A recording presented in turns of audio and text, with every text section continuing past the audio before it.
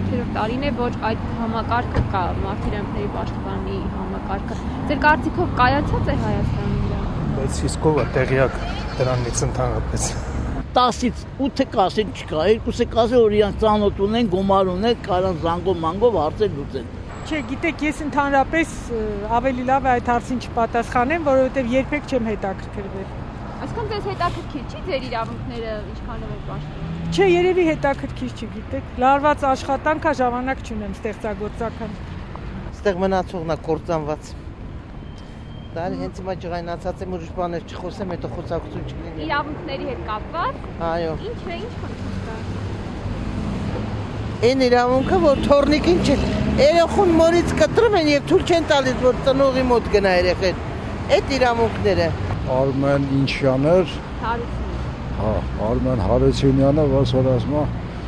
բավական իրան լավ դրսևորեց։ Երբևիցե դիմել եք Արմեն Հարությունյանին։ Ես չէ, բայց ընկերս ասենք ինչ որ դիմել է։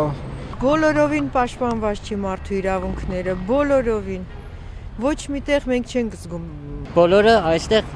կենաց են ասում հիանալի, սիրուն ճառերով ելույթ են ունենում, բայց երբ հերթ հասնում է գործի, բոլորը իրար վրա գրություններով պասեն տալ վերջում բան չի լինում։ Մեր վիճակը շատ անմխիթար է, ու գիտեք ոնց է, ինձ թվում է ժողովուրդը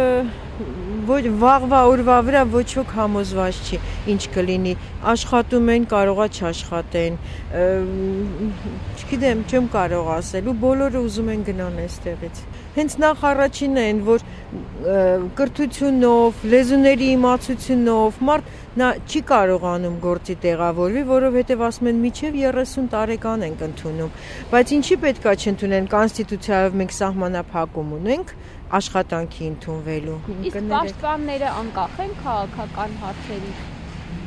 իշխանություններից անկախ են, որ ձեր նախորդ երկու պաշտպանները։ Ինձ թվում է ոչ, ինձ թվում է ոչ։